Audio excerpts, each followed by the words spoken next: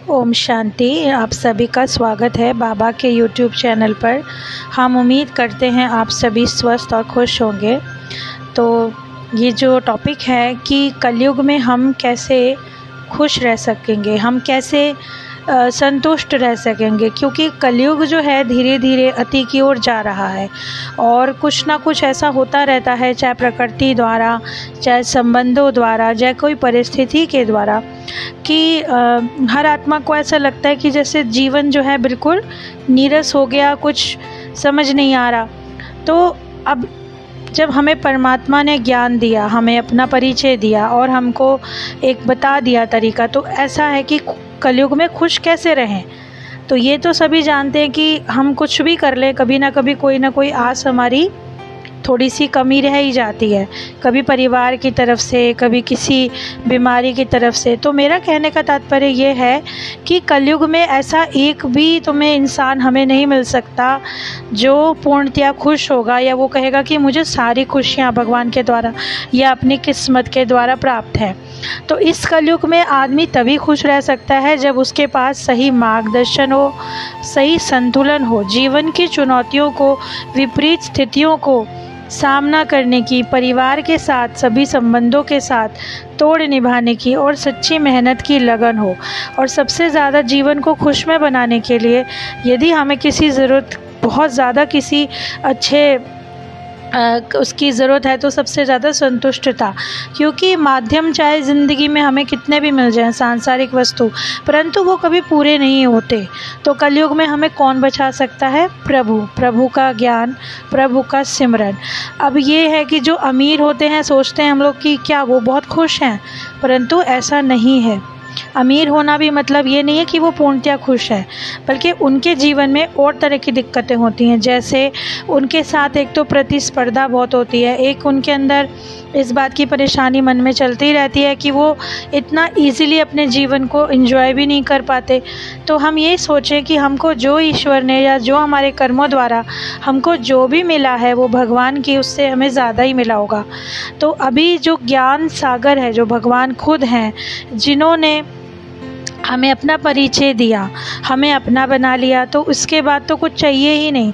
लेकिन फिर भी कुछ आत्माओं की प्यास रह जाती है, कुछ की अतृप्ति रह जाती है। तो उसके लिए हमें क्या करना होगा? उसके लिए सबसे पहले हमें अपनी मानसिकता को बदलना होगा। हमें ये अपने अंदर धारण करना होगा कि इस दुनिया में चाहे जो भी कुछ हो रहा हो, हमने पहले भी कहा है, सब में हमारा ही भला होगा, तभी जीव खुश रह सकता है। क्योंकि कोई ना कोई परिस्थिति, कोई ना कोई विपदा आती रहती है, तो हम उसको रोक तो सकते ही नहीं। जीवन में कभी बीमारियां भी आ जाती हैं, कभी संबंध भी ख़राब हो जाते हैं, तो हम उन चीज़ों को रोक नहीं सकते आने से, क्योंकि अभी वाइब्रेशन ही ऐसी हैं। तो ये चीज़ें तो चलती रहेंगी, अंत तक चलेंगी। तो उसको हमें एक्सेप्ट करना है। यानी जब हम उस चीज़ को एक्सेप्ट नहीं कर पाते, तब हमारा मन ज़्यादा दुखी होता है। तो कलयुग में रहने के मेरे हिसाब से और परमात्मा ने जो ज्ञान दिया है, सबसे मुख्य जो उपाय हैं, सबसे पहला है अपने आप को सकारात्मक बनाएं, अपनी सोच को सकारात्मक बनाएं, जो ईश्वर ने दिया है उसमें खुश रहें, शरीर से, मन से अपने आप को पूर्णतया संतुष्ट करें। दूसरा, हम अपने हिसाब से दूसरों को चलाने की कोशिश ना करें, ना हर परिस्थिति को अपने हिसाब से ढालने की कोशिश करें। विद्वान वो नहीं है जो परिस्थिति को ही बदल दे। बाबा ने बोला ना, आप परिस्थिति के अनुसार ढल जाओ। हमेशा ये सोचिए कि जो भी कुछ कर रहे हैं या जो भी ईश्वर हमें दे रहा है, जितना भी हमारे भाग्य में हमें प्राप्त हुआ है, वो सब बहुत हमारी ज़रूरतों से ज़्यादा ही है। क्या हम ये ध्यान करते हैं कि हम जब रोज़ सो के उठते हैं तो भगवान ने हमें एक और ज़िंदगी की सुबह दी? यानी अगर हम इस कलयुग में भी जी पा रहे हैं, हमें 2 वक्त का खाना, अच्छे साफ़ सुथरे कपड़े और अच्छी हमारे धर्म कर्म में हमारा मन है, तो ये सबसे बड़ा हमारे लिए खजाना है। बाबा ने कहा ना, केवल पूजा पाठ से कुछ नहीं होता, मन की शांति। यानी जब तक हमने अपने मन की शक्ति को, एनर्जी को पॉजिटिव नहीं करा, परमात्मा में जुड़ने से पहले उसको हमें पॉजिटिविटी में लाना पड़ता है, क्योंकि मनुष्य का जीवन काल अनिश्चित है, कभी भी कुछ भी हो सकता है। तो हमेशा पॉजिटिव रहेंगे तो अपने आसपास भी पॉजिटिव चीज़ों को ही खींचेंगे।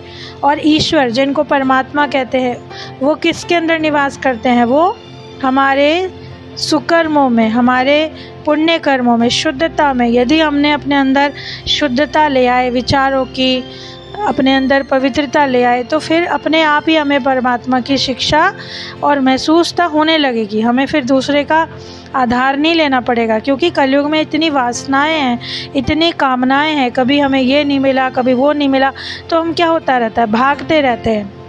कभी एक सेकंड रुक कर भी अपने लिए शांति से सोचते नहीं हैं। बचपन से सुनते आए थे कि कलयुग है, कलयुग है, कलयुग अति की ओर जा रहा है। मुझे तो ऐसा लगता है कि हमने सतयुग से ही कलयुग कलयुग बोलना शुरू कर दिया, तभी तो आज हमारी ये स्थिति हुई है। यदि हम अपने आप को पॉजिटिव वाइब्रेशन देंगे, तभी तो आगे हमारे लिए भी पॉजिटिविटी आएगी। अगर हम अभी से अपने आप को इतना बोलते रहते हैं, तो नेगेटिविटी ही हमारी तरफ अग्रसर होती है। अभी तो प्रकृति में भी इतना ज़्यादा उथल-पुथल है। तो जितने दिन हैं, ईश्वर ने जितने आपको ये संसार में भेजा है, उतने दिन आपको तप से और ज्ञान की मदद से अपने आप को काबिल बनाना है। मनुष्य आत्मा जो है, उसको ही अपने अंदर चेंज करना है। भगवान का तो वादा है कि वो भगवान हर बच्चे के लिए उपस्थित हैं, परंतु हमें भी तो इतना क्लियर अपने अंदर वो लाना है कि हम भगवान की वो सोर्स को, भगवान की एनर्जी को अपने कर्तव्य करते हुए भी हम भगवान को महसूस कर सकें। अब ये तो है नहीं कि हमें अपने जीवन में यापन करने के लिए कर्तव्य पूरे नहीं करने, कर्तव्य भी पूरे करने हैं और अपना जीवन यापन भी करना है।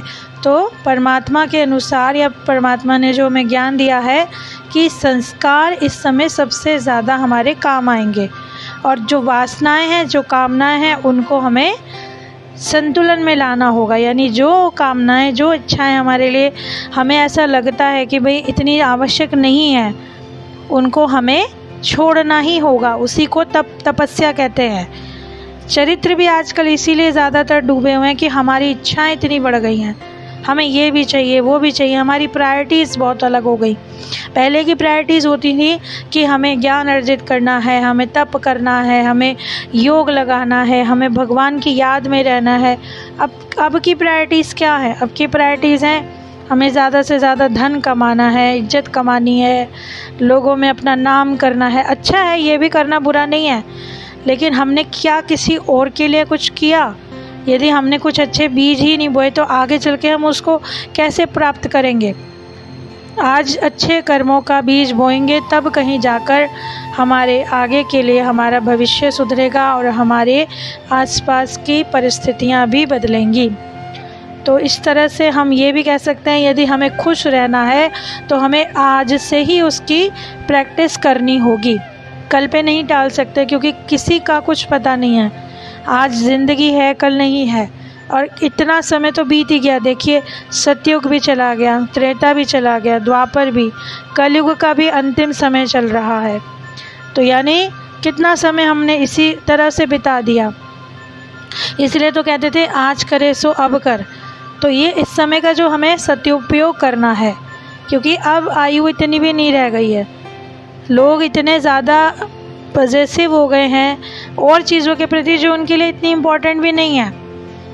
लेकिन अब जो प्रकृति इतना जो उसका भयंकर रूप उठा है, जो प्रलय आ रही है, उससे हम ये तो अनुमान लगा ही सकते हैं। जिस तरह से गर्मी बढ़ती जा रही है, ठंड बढ़ती जा रही है, वर्षा भी कहीं ना कहीं कभी कभार ज़्यादा हो जाती है, तो हम ये मान सकते हैं कि सब कुछ अनिश्चित है। तो हम किसी चीज़ को कल पे नहीं छोड़ सकते, अभी ही करना है। हमें पुरुषार्थ की शुरुआत भी आज से ही करनी है और खुश रहने की भी कोशिश आज से करनी है। ये नहीं टालना कि मैं कल से खुश होकर दिखाऊंगा, कल से सुखी होकर दिखाऊंगा, कल से संतोष अपने अंदर लेकर आऊँगा। हमें खुशी, संतुष्टता और अपने अंदर जो लाना होगा सद्गुण, वो अब से ही लाना होगा। तो आज से ही हम ऐसी प्रैक्टिस शुरू करेंगे कि अपने अंदर सबसे पहले ग्रेटिट्यूड की भावना लेकर आएंगे। जो है उसके लिए भगवान को कोटि कोटि धन्यवाद करेंगे, और तभी हम और पॉजिटिविटी को अपनी तरफ खींच पाएंगे। तो उम्मीद करते हैं आपको हमारी ये बातें अच्छी लग रही होंगी, और भी अन्य वीडियोस जानने के लिए आप हमारे चैनल को सब्सक्राइब कर सकते हैं और अपने सुझाव भी आप हमें कमेंट बॉक्स में दे सकते हैं। तो आपका बहुत बहुत शुक्रिया, पद्मा पदम शुक्रिया बाबा का। ओम शांति।